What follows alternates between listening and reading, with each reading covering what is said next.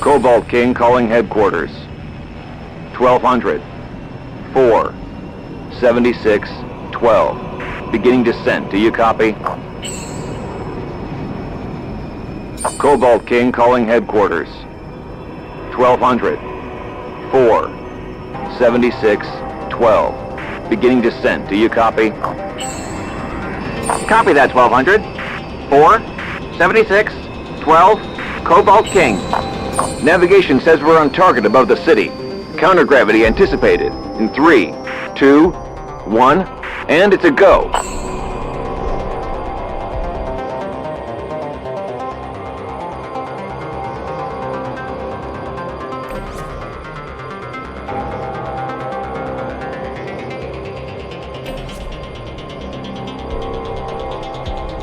.22. Hit him hard.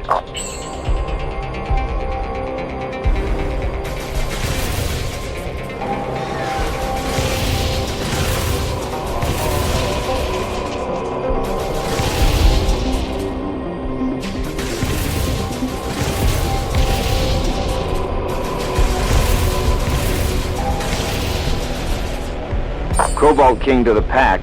2 Marensteins at 55. I'd rather not have to face them one-on-one. Copy that, Cobalt King. 20 and 22. There are 2 Marensteins at 55. No, 54.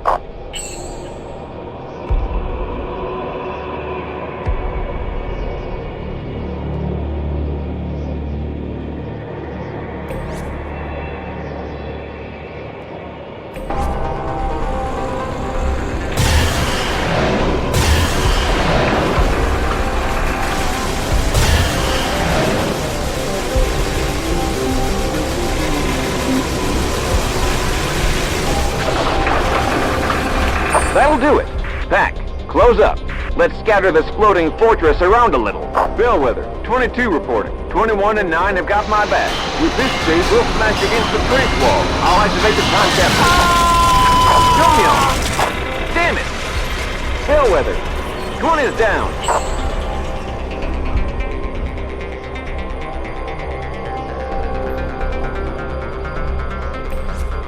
Affirmative, 22. Time capsule active. Let's go.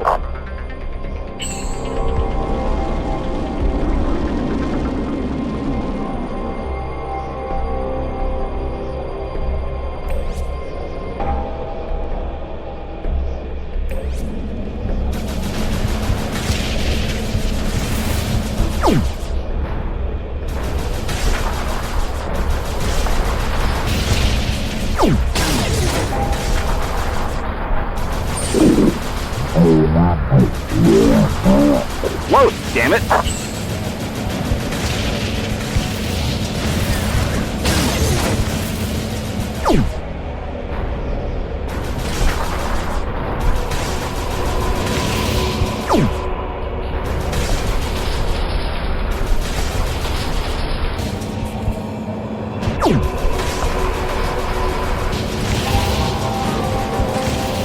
Yeehaw!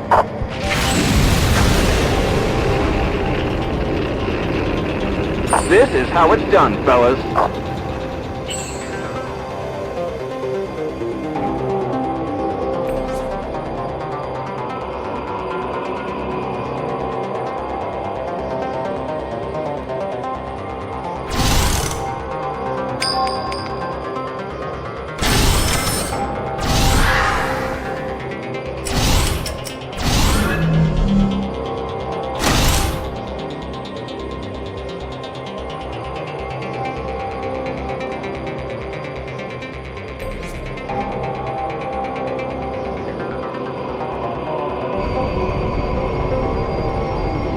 All present and accounted for? Back. Close up and report. Cobalt King, airspace in your zone is spick and span. Much obliged, Bellwether. Cobalt King to headquarters. 600, 4, 112, 12. In position. Half near to launch. Copy that, 600. 4, 112, 12. Cobalt King. Roy Janet has successfully dropped the nuke.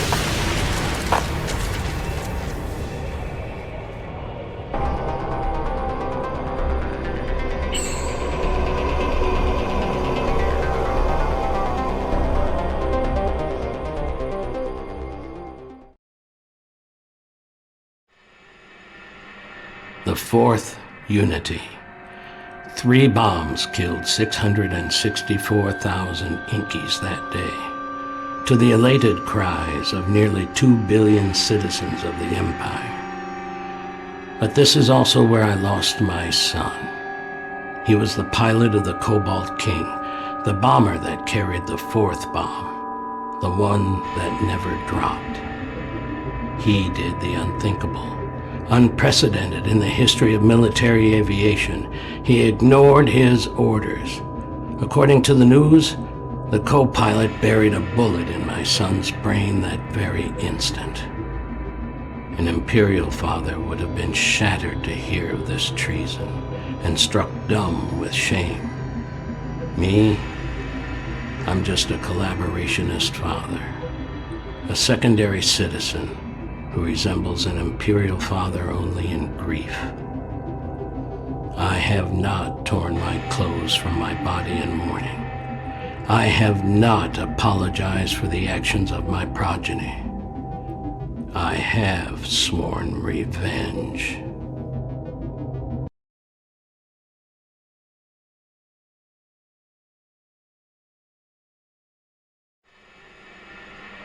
Moneta Point. We call it the Eternal War, but to be realistic, the bombing of Mirage Mountain all but wiped our nation off the map. Since the war broke out, more than 2 million Enkies have vanished without a trace.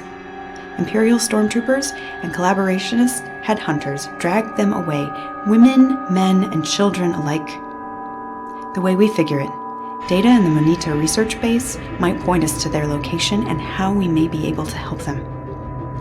We shall take every measure, no matter how few our numbers may be.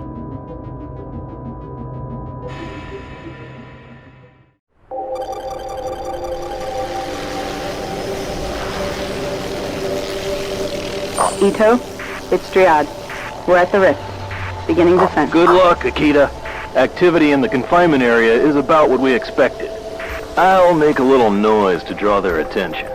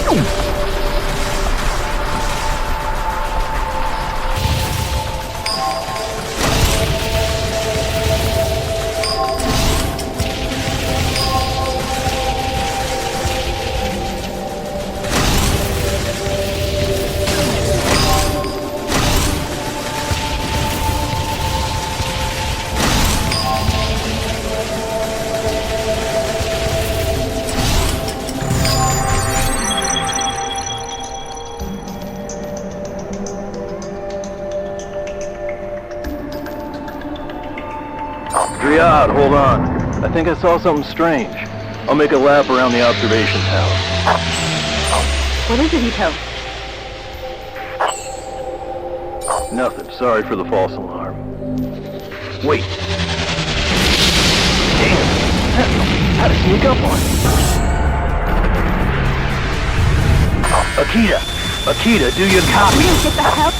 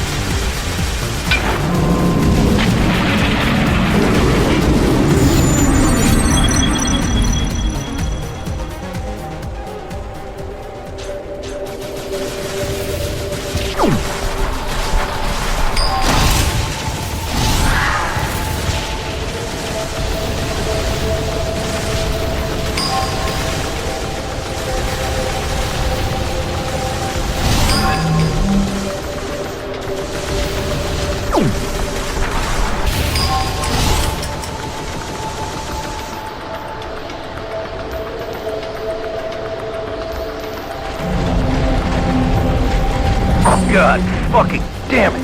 Fuck! Die,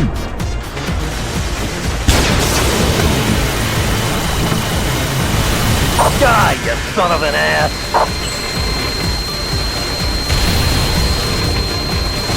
Akita! Akita!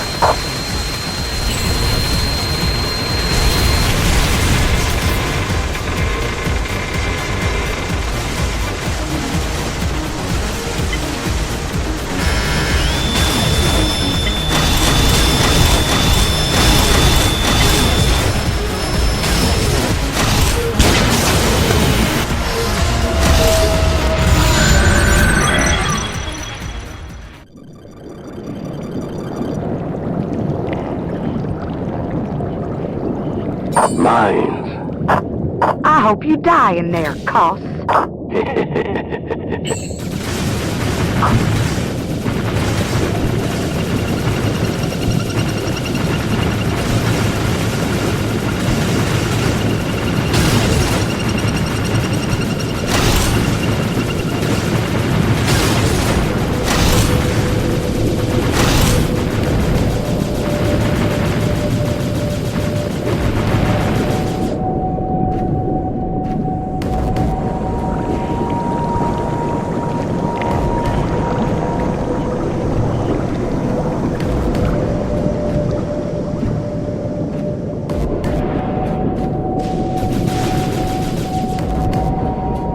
I'm in the service tunnel.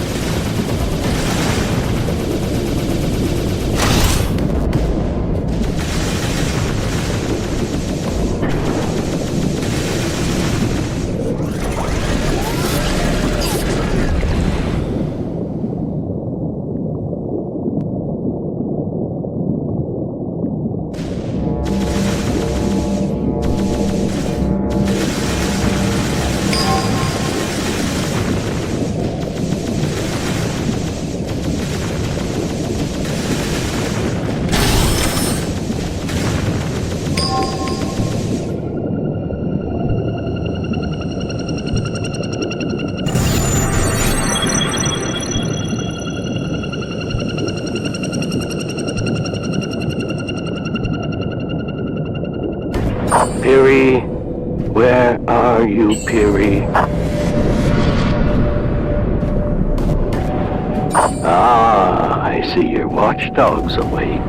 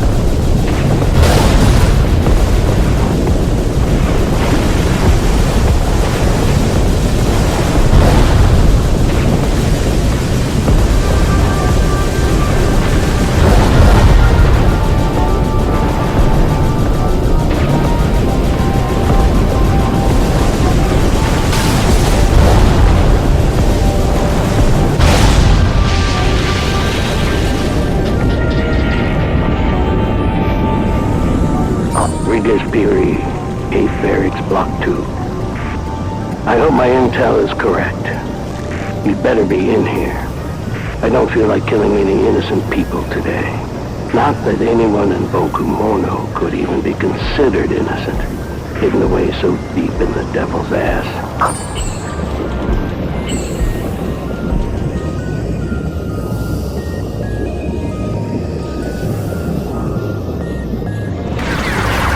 I'll pay you double, you piece of shit.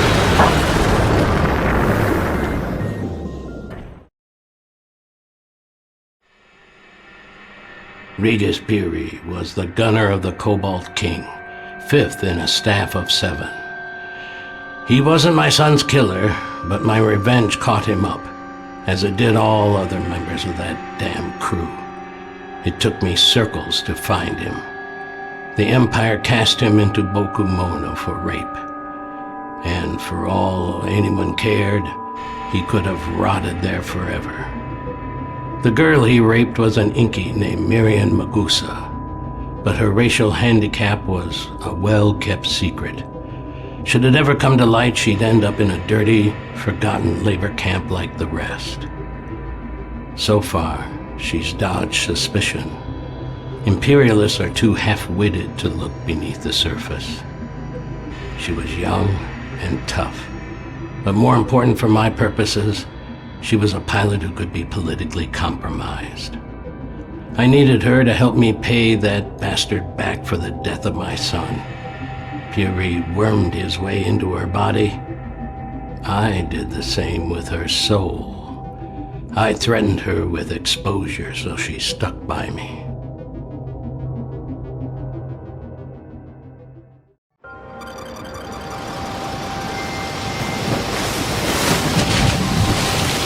All right, Miriam. You may not like it, but you're the bait. You've got to alert the entire defense net. And then? Will you leave me be? Koth, will you let me go? We'll see, my dear.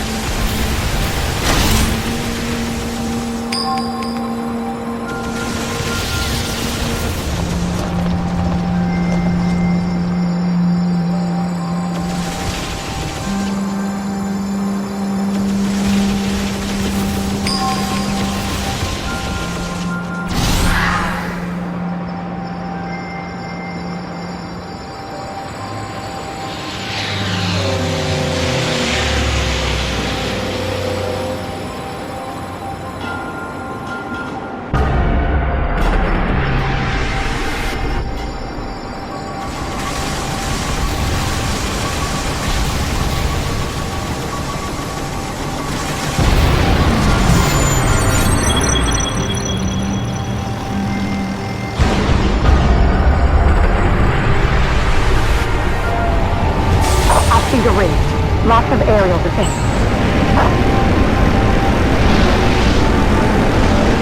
I'm coming now, baby. Ease it in.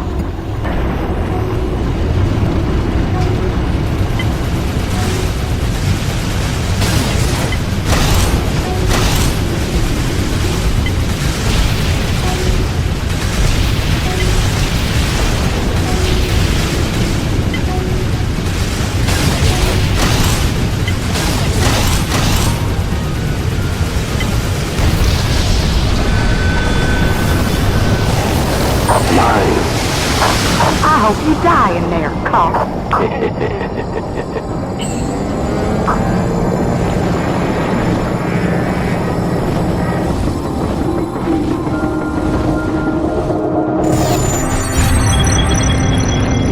I'm in the service tunnel.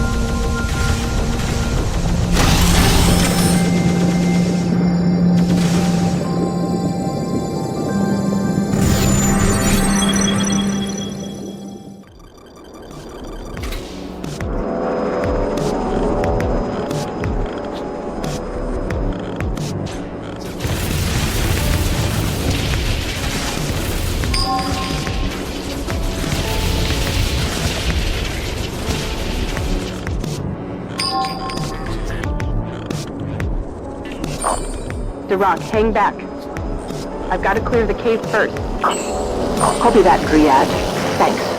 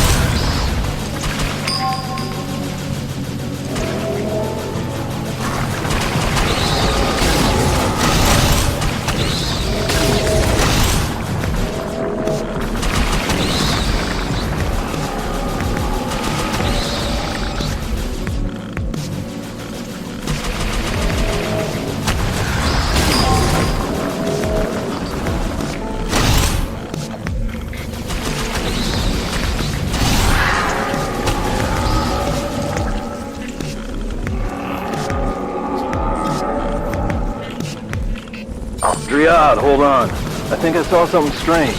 I'll make a lap around the observation tower. What is it, Ito? Nothing. Sorry for the false alarm. Wait. Damn, it's a sentinel. Had to sneak up on me.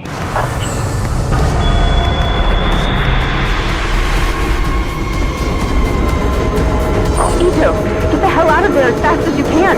Ito! The Rock, what happened? There's a huge storm over there. Communications are shot. The Rock, the passage is clear. Guide the carrier through.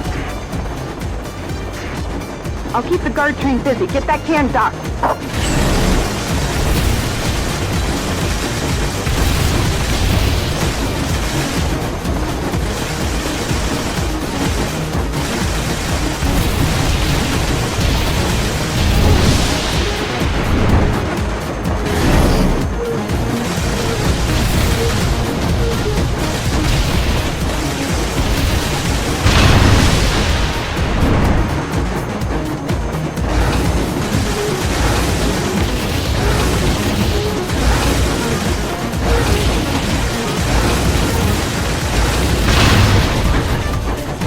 Dryad, it's Duroc. Carrier in place. I repeat, carrier is in place. Sergeant says we'll need at least 200 meters since we still have no clue what we're even looking for. Do it!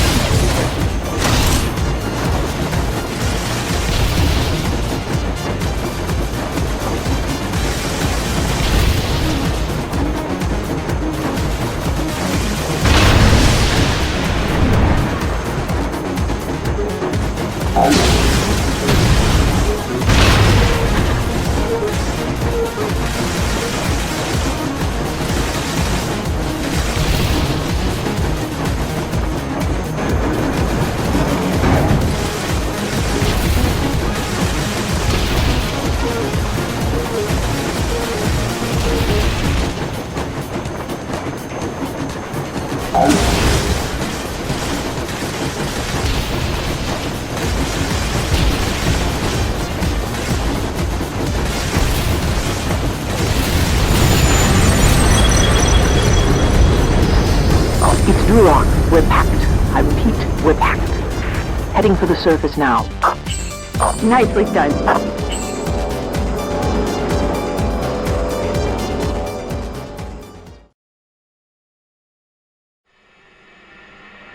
We didn't lose a single person during the Manita operation, but we lost an entire civilization. The scientific data and documents we found there were horrific, beyond what we could imagine. The Imperials, hoping to develop technology that could control time, burned out or otherwise destroyed all their Enki captives' sensory organs in order to make them more docile and easier to handle. These deaf, blind, nerveless creatures are indistinct from the worms in the Manita caves. Except for their dreams, that is. The only thing that keeps them from simply expiring is their occasional remembrance of life, inspired, of course, by a fear of death. The project could be described as a nation living in fear, serving as slaves to a planet. There's no technology that can fix what's been done to them. There is no way to right this wrong. Even if we free our people, we cannot give them back their lives. It's over for the Yankees.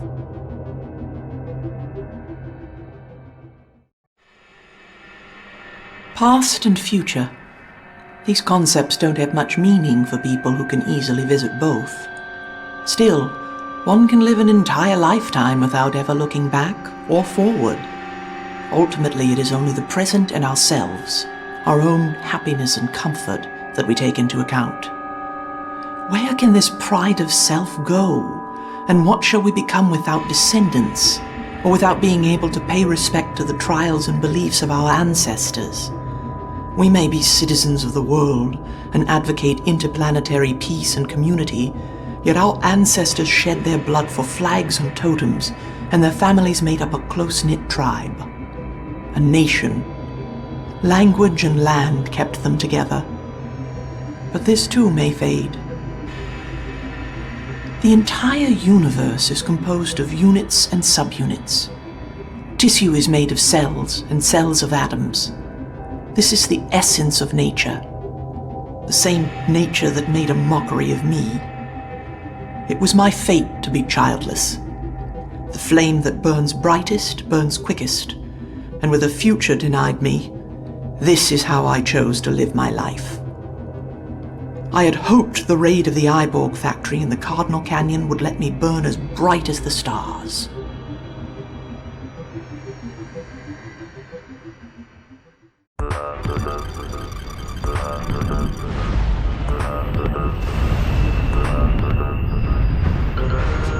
It's Duroc. Aerial defense is minimal.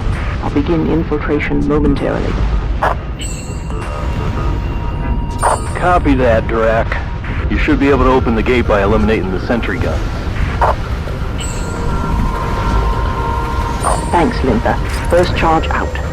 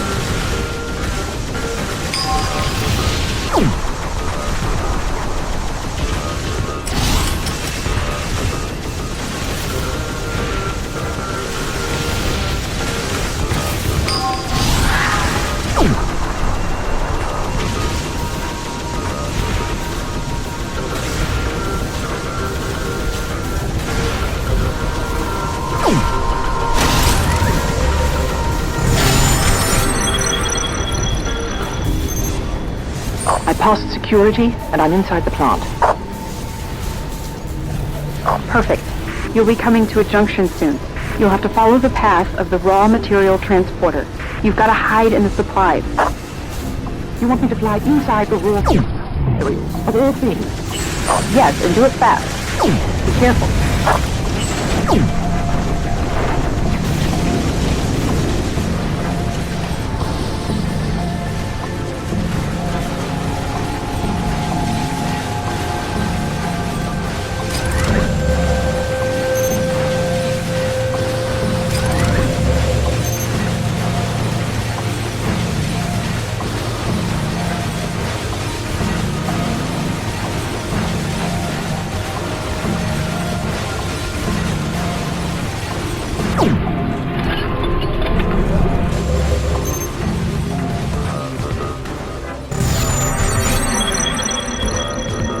Dryad, I made it through. Third, fourth, and fifth charges out.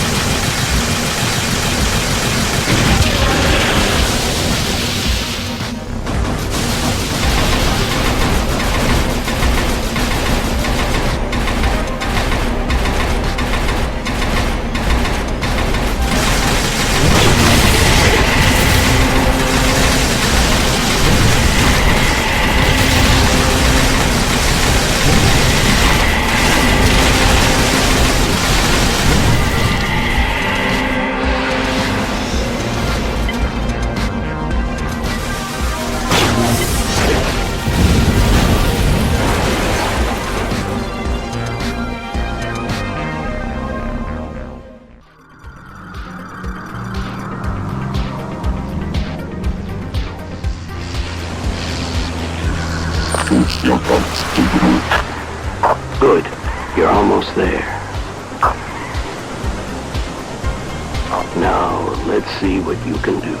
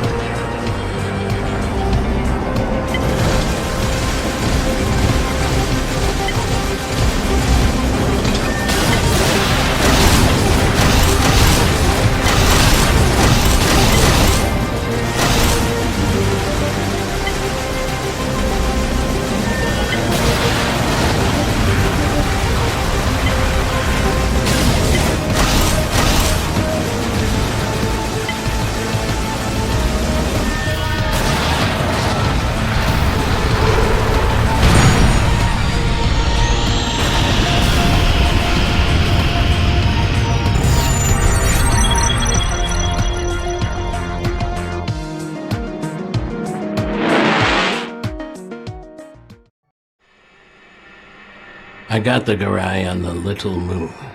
The sons and daughters of this lazy, simple nation support their slovenly way of life with their constitutional right to hold and trade military-grade robotics. Why I bought a Garai is simple. It's top of the line and the pride of the Empire. I found pleasure in the irony. Perhaps it's of greater interest why I tested it in the Cardinal Canyon, 34 circles before the factory that builds this model was even constructed. Amusing though that may be, that's not why I came. Memories guided me. Memories of my son. He was just a child when we came here to hunt. It was a perfect place for a boy adventurer, thoroughly exotic. If it rained steaming, acrid heat. But our hunt was looked over by brilliant sunlight. A psychiatrist would easily arrive at a diagnosis. I tested the freshly purchased Garai at that very time, in this very place, because I wished to punish the Empire the very moment it stuck its toe into my paradise. The psychiatrist would be right. If only I had spent more time with my son. Maybe, if I still could, my heart would find peace. The Cardinal Canyon is a sacred place to me.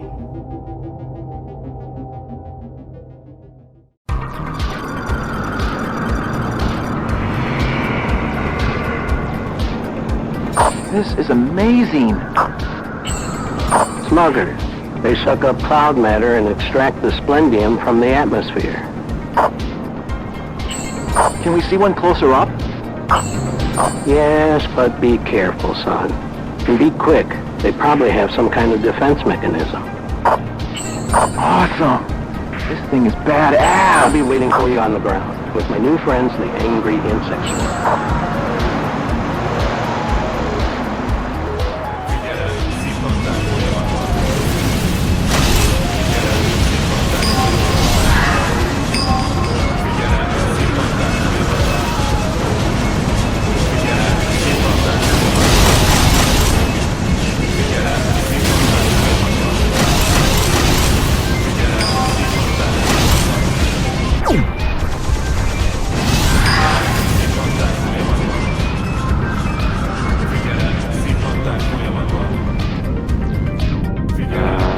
I'm a fair piece ahead of you. Careful with those insects. Their poison is just as dangerous as your own weapons.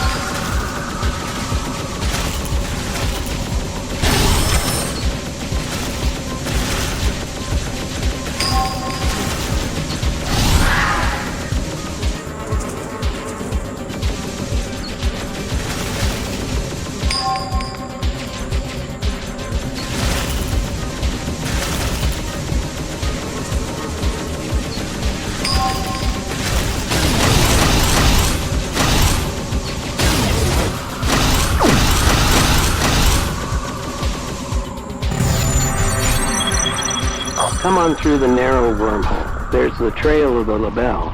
You see? Yeah, I see it.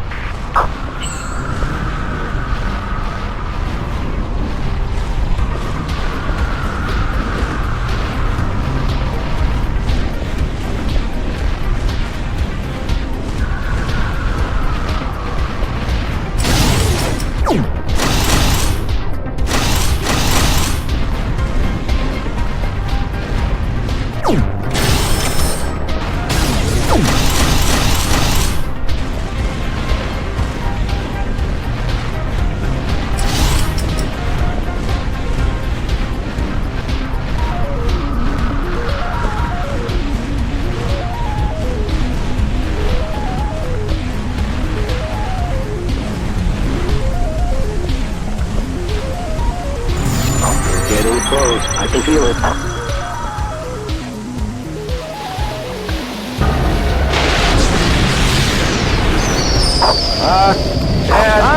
Dad!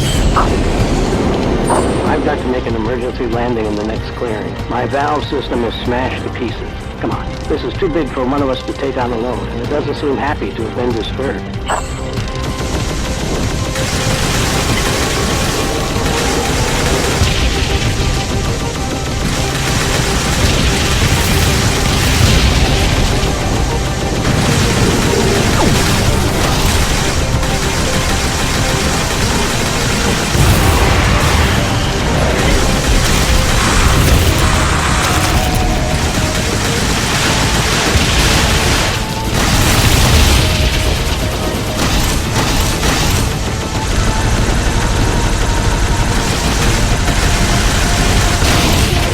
Do you hear me, son? Get out of there.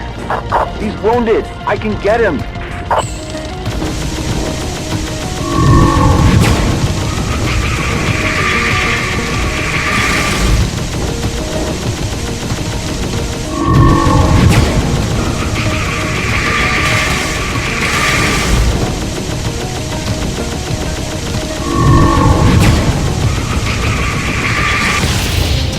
I'll smash you good.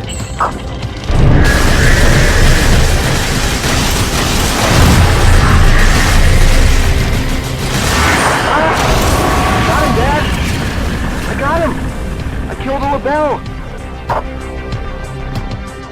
Congratulations, my boy.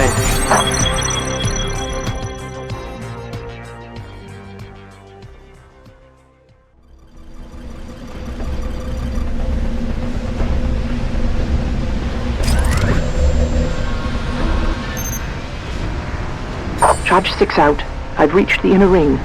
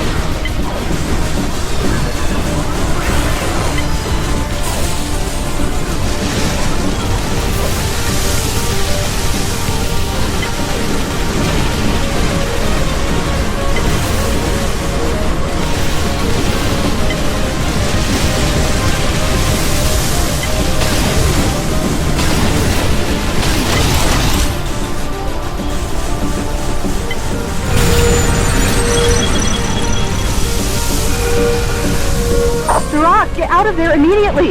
Charge 6 went off early. The north wing is destroyed. There's nothing to be done about it, Dryad. It's no good. Seems I'm stuck. Duroc, there must be some sort of outlet on the ceiling somewhere. It's no use. I checked the book. Today's my day. This was it. I'm going to detonate the charges. No! Damn it, Duroc!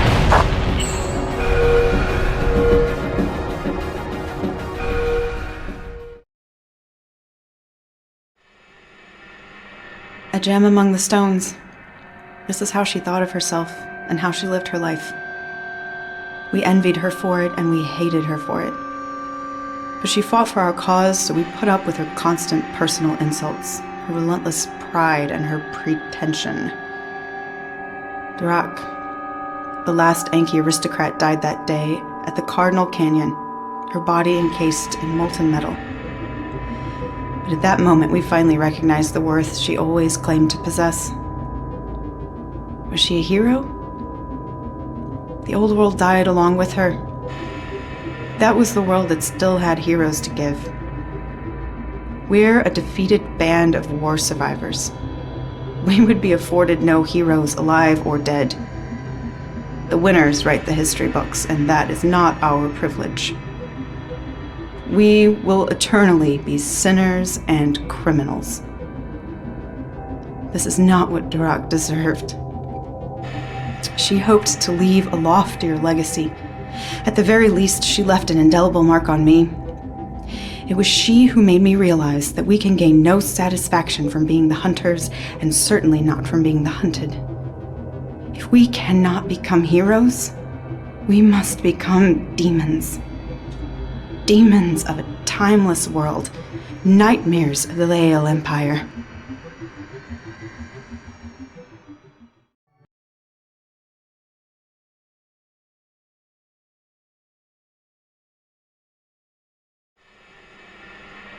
The plan was a mad and desperately complex one. Return to the day of the bombing, reach the city as it falls under siege, take over the Inky aerial defense tower, then strike the bombing squad so severely that they had no hope of dropping their deadly cargo. This would be a mighty feat for a well-organized army, let alone a small group of 3. There's the Greybeard seeking revenge, the wavering lady who'd rather stab a knife in his back, and an Abad. I would seriously question the sanity of the man who conceived such an operation, if that man were not myself. The Abad was the key. Only a Goliath capable of aiming with such accuracy, and only a programmed bucket of bolts and a blackmailed skirt could be convinced to venture into that hell in the first place. I've sent them there to change the history of our entire world, all in the hope of saving one single man.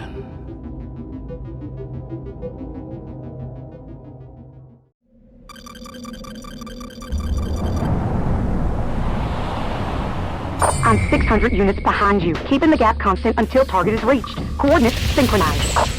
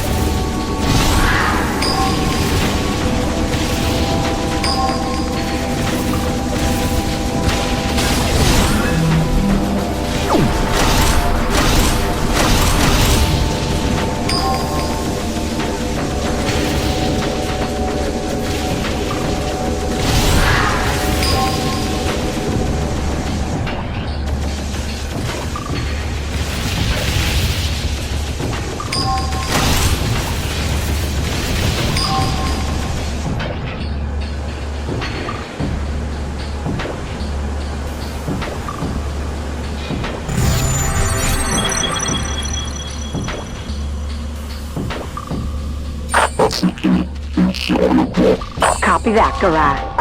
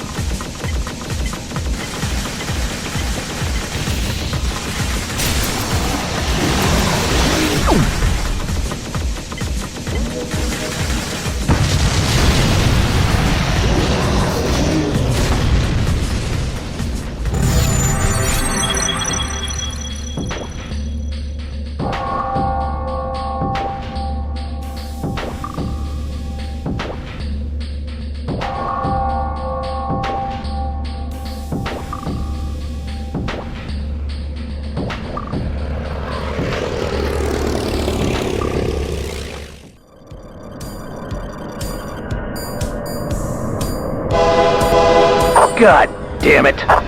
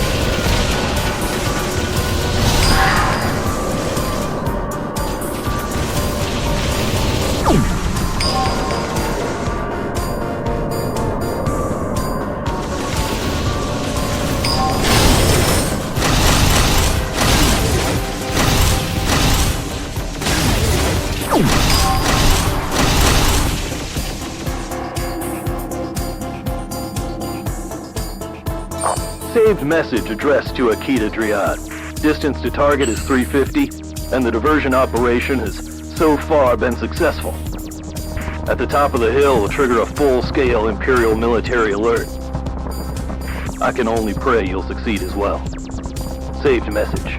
Pause.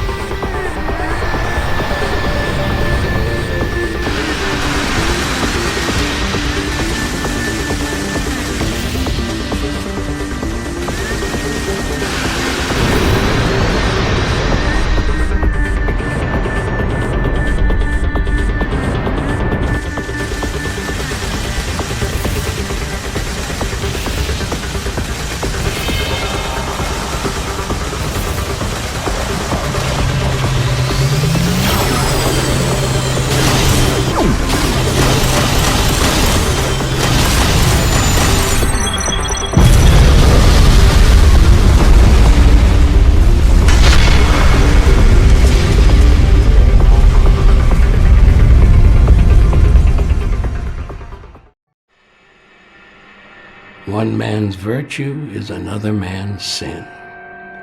Inkies are monogamous, which is widely known as a primary cause of jealousy and sexual frustration. In the Empire, citizens of over 60 circles end their lives through ritual suicide. They do this with dignity in order to make space for the new generations, bursting with strength. This is an act for which they are greatly admired. Other nations live together with their foul-smelling elderly, who waddle about in need of constant care, who cling to their families like leeches until their natural end.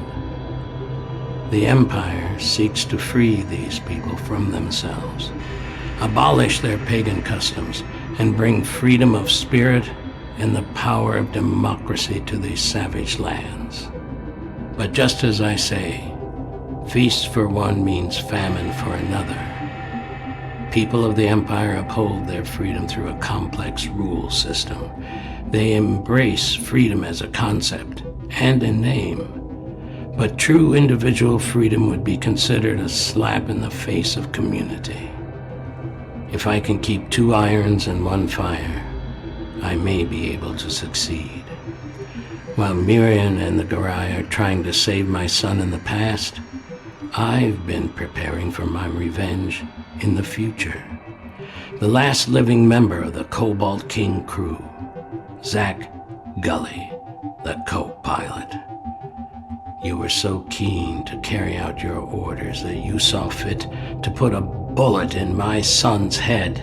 Today, you'll get what you deserve.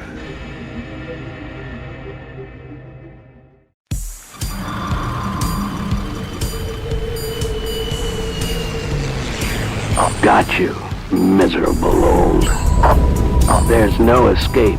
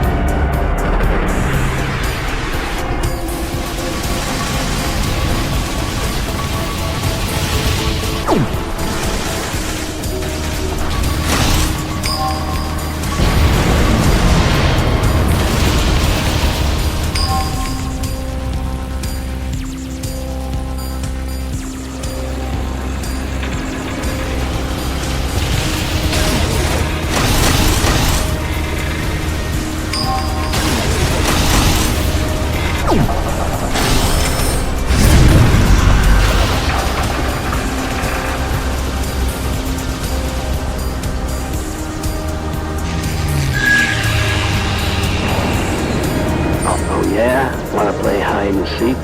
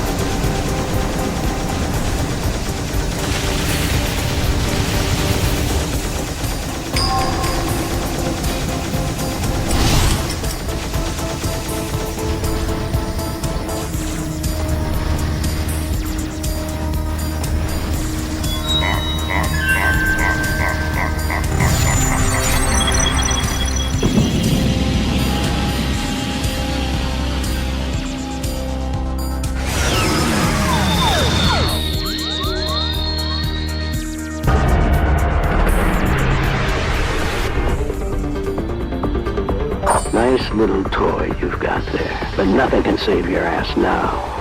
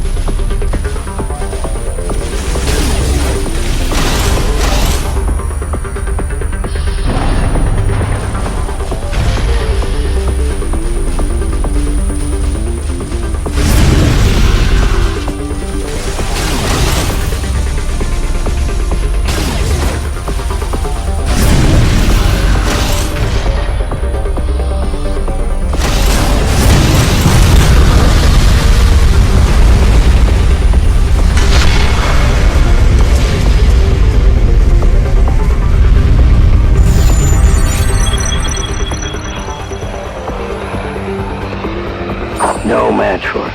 What the hell?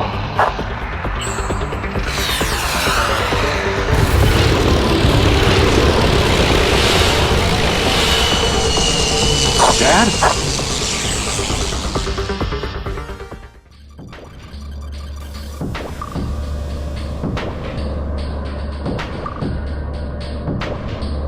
Gara, I'm still 600 units behind you. I've got to reduce the gap between us.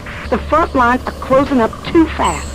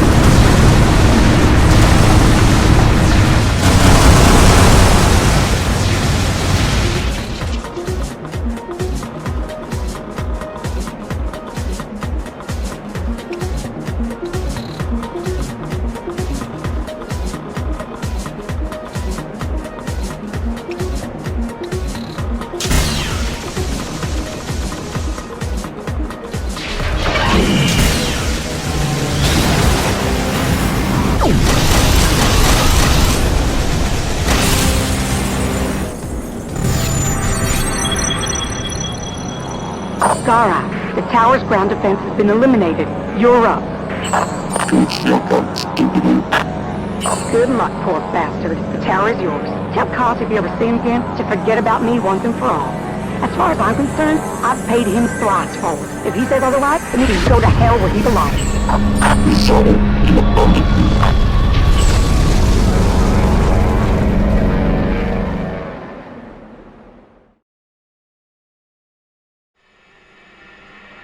I, all on my own, managed to commit the two greatest blunders in the history of Imperial intelligence. First, I had my name switched with that of the treasonous pilot of the Cobalt King in the report on the Battle of Mirage Mountain. Central Intelligence believed my work would be easier to accomplish if our enemies presumed me dead. This was a mistake, knowing my father. But at the time, I had no idea he would spin such an elaborate web of revenge. I made my second mistake when the order came down to find out who'd been methodically erasing every surviving member of the Cobalt King's crew. We set up a trap, and I took the place of Zach Gully, the long-dead co-pilot, the very man who in reports had supposedly killed me. I volunteered to do the job, hoping to end the killing spree. After all, if the murderer knew of the forgery, he might lump me in with the same lot. I wanted to face him head-on, not get stabbed in the back. We faced each other, indeed, and I killed my own father as he attempted to avenge my death. These mistakes are unforgivable. All I can do is live with them.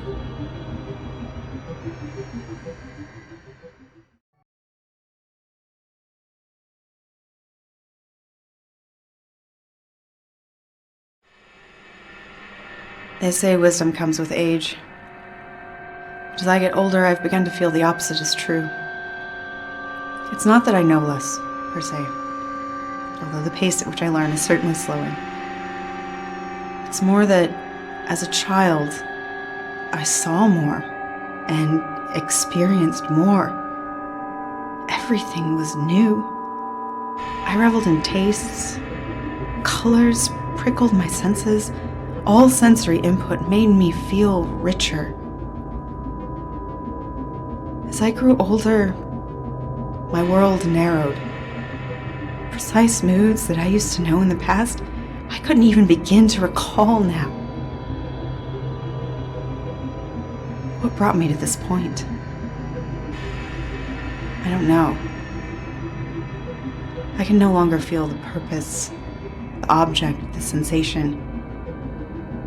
Back then it was the journey that amazed me. Today, I'm pleased enough by simple arrivals. And I have arrived. This is Syriad, the home of the project, the floating fortress. Our story will end here.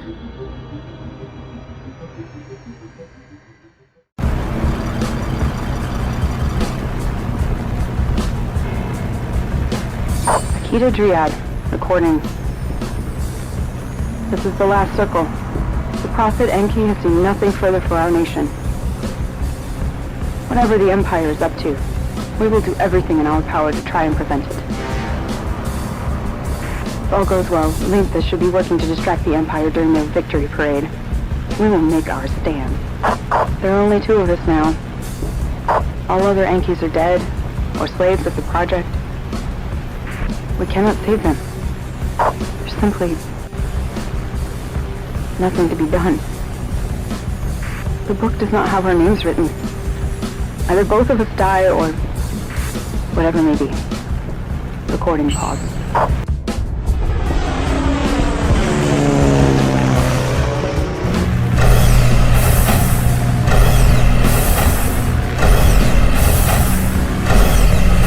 Code Red D. Movement in Central Corridor.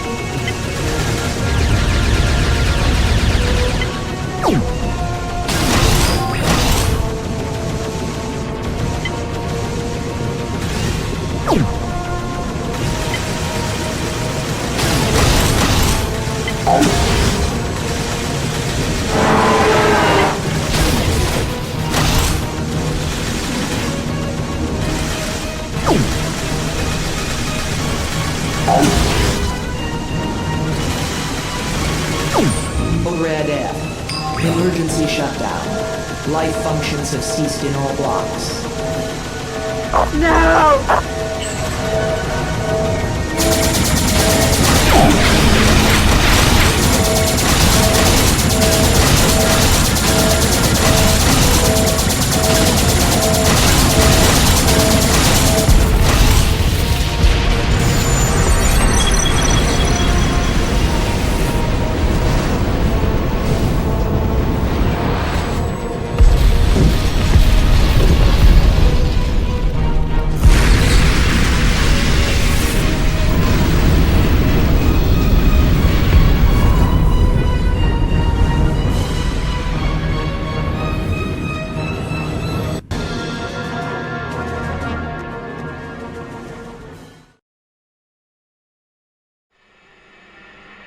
How stable can history be when you can travel through time? The only thing you can count on is the state of the present moment, the status quo. According to the current state of things, on the day I killed my father, the terrorist in our registry, under the name of Akita Dryad, extinguished her own nation and vanished into time without a trace. So perfectly without a trace, one could presume she landed somewhere past the time continuum. I have no hope of ever saving my father, and the only one I could hope to seek revenge upon would be myself. All I'm left with is a sour irony. Dryad would perhaps tell the story with greater indifference than I do. It took me a long time to notice it. Her time and trials are not yet over, but she certainly paid her dues for her country. The sensors on Siriad recorded an intrusion of 2 foreign beings that day. Deep analysis of the sequence of events that caused her to obliterate her people has become a matter of imperial interest, since the key to Lael's power and riches lies with the project. But that's a different story for another time.